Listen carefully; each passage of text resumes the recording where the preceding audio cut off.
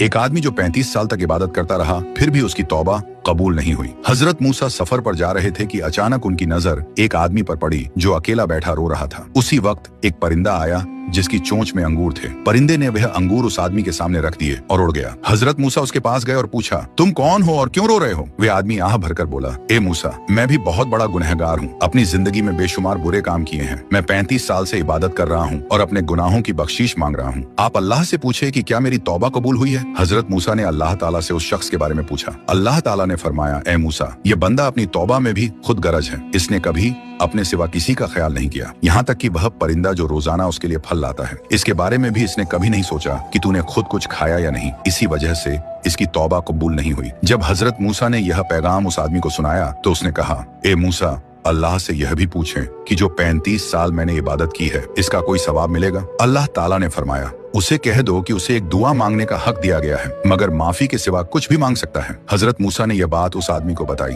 वह कुछ देर सोच में रहा, फिर बोला, ए मूसा, अपने रब से कहो कि मुझे इतना बड़ा कर दे कि जब मैं जहन्नुम में जाऊं तो इतनी जगह घेर लूं कि किसी और के लिए वहां जगह न बचे। ये सुनकर हजरत मूसा मुस्कुराए और पूछा, ए अल्लाह, मैं उसे क्या जवाब दूं? अल्लाह ताला ने फरमाया, ए मूसा, अब तक उसे मेरे एक परिंदे की भी परवाह नहीं थी, मगर आज उसने पहली बार अपने सिवा दूसरों के लिए सोचा है। जाकर उसे कह दो कि मैंने उसके तमाम गुनाह बख्श दिए हैं। अगर ये दास्तान दिल तक उतरी हो तो बस एक लाइक कर दो, अपनी राय कमेंट कर दो और सच जानने के सफर में साथ रहने के लिए फॉलो लाजमी।